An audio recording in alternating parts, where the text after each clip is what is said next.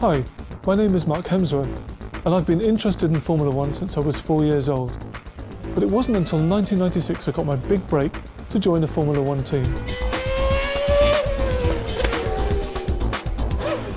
Since then, I've been race and test team coordinator and test team manager.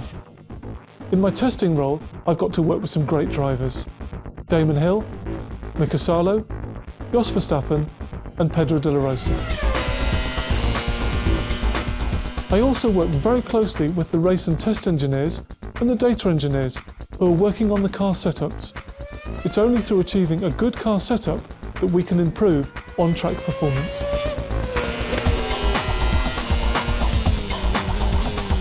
People often ask me, why do you work in Formula One? It's such a stressful environment and you work massively long hours. Well, my answer to them is simple. When you see your car lined up on the grid for the first race of a fresh season, all that stress just melts away. And if you can come out of that race with the points or podium finish, well, that's just an added bonus. You've probably never had the opportunity to look inside a Formula One car before, so let's take a quick tour around the car and look at the various areas where you can make adjustments.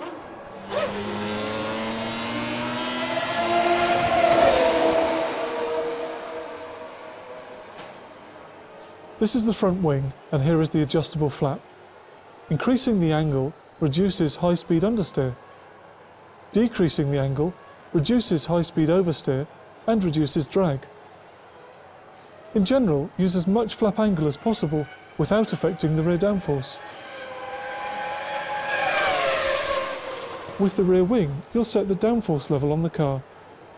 With the smallest wing angles, you get the highest top speeds, and the least drag, and the least downforce. By increasing the wing angle, you'll get more downforce, but your top speed will suffer. In general, use as much rear wing angle as possible and balance it with the front flap.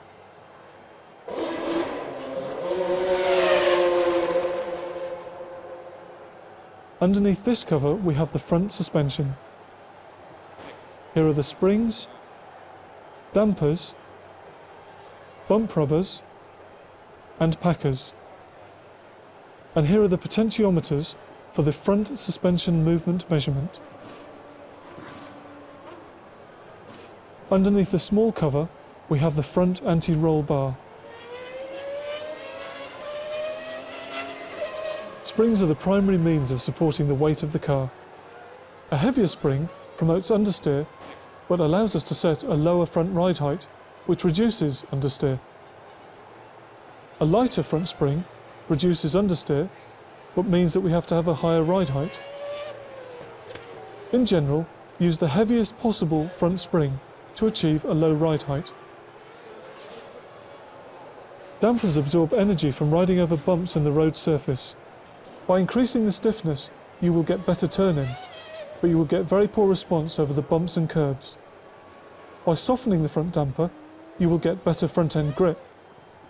In general, use as soft as possible for best front-end grip. Roll bars control the weight transfer from side to side when the car is cornering. A heavier roll bar promotes understeer, but improves turn-in and makes the car what's called pointy. A lighter roll bar reduces understeer. In general, use as stiff an anti-roll bar as possible for good turn-in and balance out the understeer effect.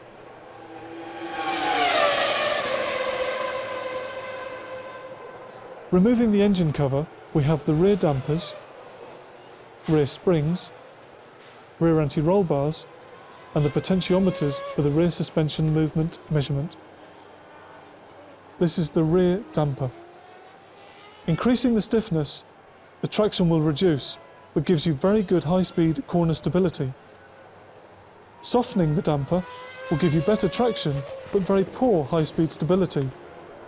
In general, use as hard as possible for good high-speed stability. Here's the rear spring. A heavier rear spring promotes oversteer, or less understeer, but reduces traction.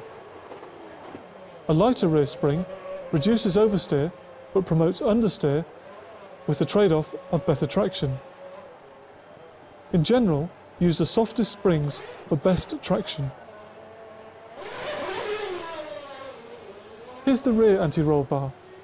A heavier roll bar reduces understeer and promotes oversteer, but does reduce traction. A lighter roll bar increases understeer, but will improve traction. In general, use as soft a roll bar as possible to improve traction. Okay, now you've had a good look round a Formula One car. I hope this allows you to visualise the components that you'll be making changes to within the car setup menus. Qualifying determines your grid position for Sunday's race. It's absolutely vital you go into this session with the best setup possible. Use the practice sessions before qualifying to adjust your setup to achieve your maximum performance. In qualifying, run your car as light as possible. That means put in the least amount of fuel for the number of laps you intend to complete during an individual run. Also fit new tyres. These will give you the best grip and allow you to maximise your performance. The higher your grid position, the higher the likelihood of you scoring points within the race. How do you change a dry setup to a wet setup on the car? Obviously in the wet there's less grip. To counter this, you need to increase the downforce on the front and rear wing elements. You can achieve this by increasing the angle of both of those elements. In addition, you can soften the springs. Softening the springs improves the traction, but there is a danger. Soften too much and you will lower your ride height, and in monsoon conditions you may aquaplane off the circuit.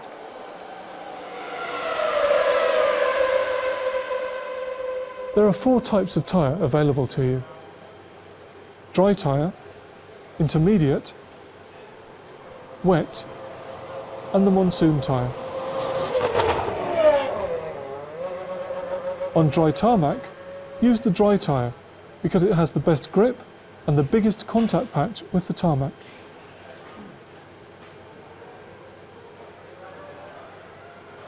If there's a little bit of water on the tarmac, use the intermediate tyre. It has cuts in it to disperse some of the water away, but it will still last on a drying surface. Be careful on a drying circuit that you don't overheat them, so use the wet line on straights. In normal wet conditions, the wet tyres offer the best compromise between grip and water dispersal. The monsoon tyres are designed for very heavy wet conditions. These tyres will disperse a lot of water, but they're too soft to be run on a dry or drying surface.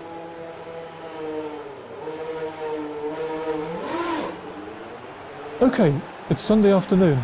Your car's sat on the grid. You can see what the weather is like at the moment, but you've been handed a weather forecast that says the weather may change. Do you go dry setup or wet setup? And what tyres do you fit? Well, if you're at the front end of the grid, you'll probably opt for a low-risk strategy. That means going for a tyre and a setup for the conditions as they are at that moment in time. However, if you're at the back of the grid or a little bit further forward, you may opt for a high-risk strategy. The high risk is putting tyres and setup for something that may happen in the future, according to that weather forecast. And who knows, this may pay dividends. There's points to be scored and possibly a podium. For high-speed circuits such as Hockenheim, we need to get maximum straight-line speed from the car, and this can only be achieved by reducing the drag to a minimum. This is done by lowering the front and rear wing. However, this may promote understeer, and to control that, you may want to lower the ride height of the car, but be careful, don't go too low, as your plank may be illegal at the end of the race.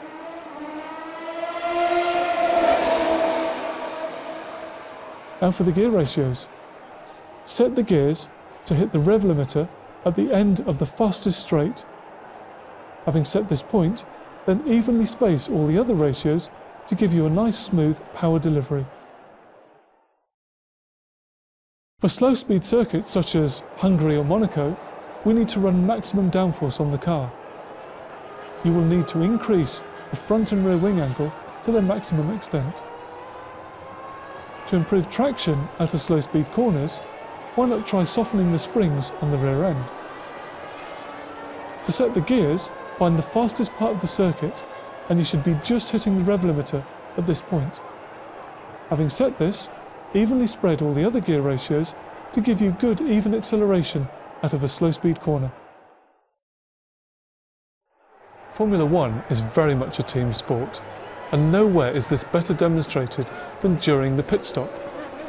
More than 20 members of a race team must complete the well-drilled routine to service the car in the shortest possible time. Speed and accuracy are essential, as overtaking on the track has become so difficult that a well-timed, efficient pit stop can often be the team's best opportunity to gain track position. In deciding your strategy, you are essentially trying to determine what will take the least amount of time overall during a race. Few stops with a slower, heavier car, or more stops with a lighter, faster car. So how do you decide on the perfect strategy? Do you one stop, two stop, or even three? Well, here are some simple guidelines to help you.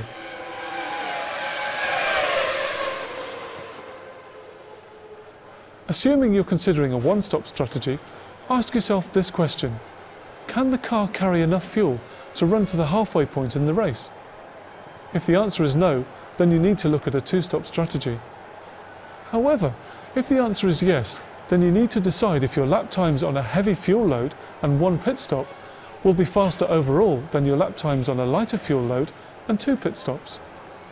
One stop does not allow pit stop flexibility, but runs less risk as the car is only stationary once. If you find yourself considering two stops, then think about these factors. How much time is spent in the pit lane at this particular circuit? If the time is shorter than normal, you may consider a three-stop strategy. Again, you must decide if your lap times on a two-stop strategy will be faster overall than your lap times on a very light fuel load with three pit stops. Two stops do allow greater flexibility in deciding when to pit. This decision can be affected by unpredictable factors such as traffic and weather. Three stops allow you to run an extremely light car with high levels of grip from the tyres. This strategy works well if you're at the front of the grid and the car can run unhindered by traffic. Using these simple guidelines, you should be able to determine your own pit stop strategy. However, keep in mind that this doesn't take into account important factors such as tyre wear or fuel consumption. But then, not even the teams who use complex mathematical models can come up with the perfect strategy. From the spectator's point of view, the pit stops can seem to be nothing more than an explosion of chaos. They are in fact a series of well-planned actions carried out by a highly rehearsed team.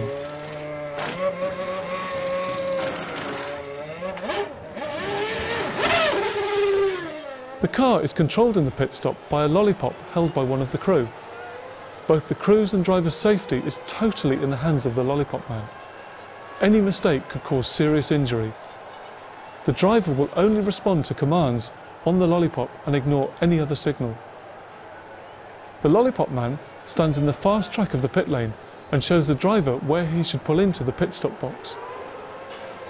As soon as the car turns in, he jogs to the front of the pit box and places the end of the lollipop onto the car nose with the word brake facing the driver. This is an instruction to the driver to keep his foot on the brake and to prevent the wheels from turning during the wheel change. The front jackman's job is to raise the front of the car and support it while the wheels are changed. Meanwhile, the rear jackman has to follow the car into the box and locate the rear jack onto the lifting point at the back. He must only lift the car after the front of the car has been raised. If he lifts too early, the front jack will not lift the front of the car.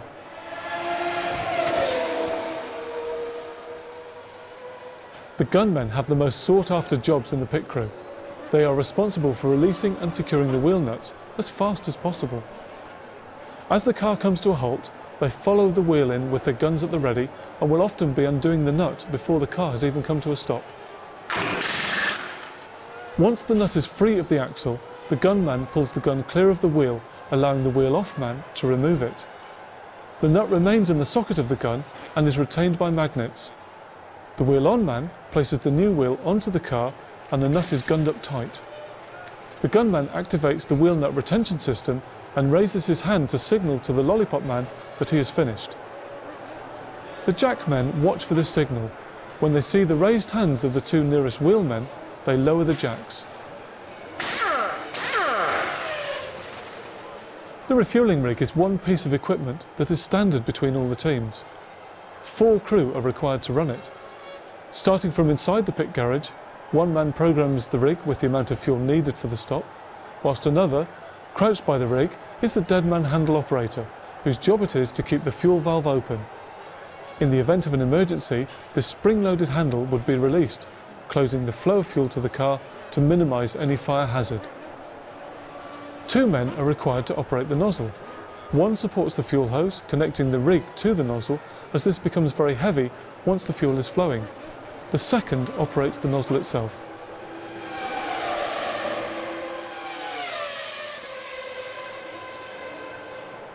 When the lollipop man sees the rear-end gunman's hands raised, he twists the lollipop round to show the message, first gear.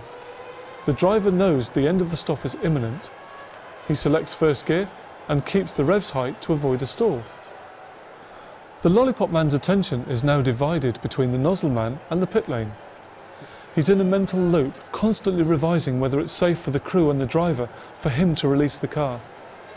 As soon as he sees the nozzle man is safe and the pit lane is clear of other cars, he'll raise the lollipop. When the driver sees this signal, he releases the clutch and the car screams out of the box, leaving the pit crew in a cloud of smoke.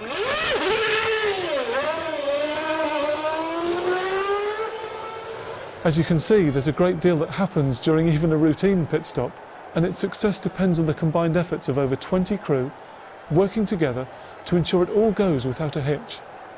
The pressure on every individual is immense, and one mistake can ruin a driver's race. Car setup is the most important aspect within Formula One and will directly affect your on-track performance. Each individual circuit has its own set of characteristics that you'll need to think about when coming up with a car setup. As well as that, there are weather conditions that need to be taken into account: wet weather, dry weather, and you need to have setup changes to allow for both conditions. Within car setup, there are 2 distinct areas. There's the aero, which can be altered using the front and the rear wings, and there is the mechanical grip that can be altered using the dampers, the roll bars, and adjusting the ride height. Please remember though, when making changes to car setup, make one change at a time and quantify that change, be it a gain or a loss, before moving on to the next change. If you make too many changes, you can very easily get lost in car setup.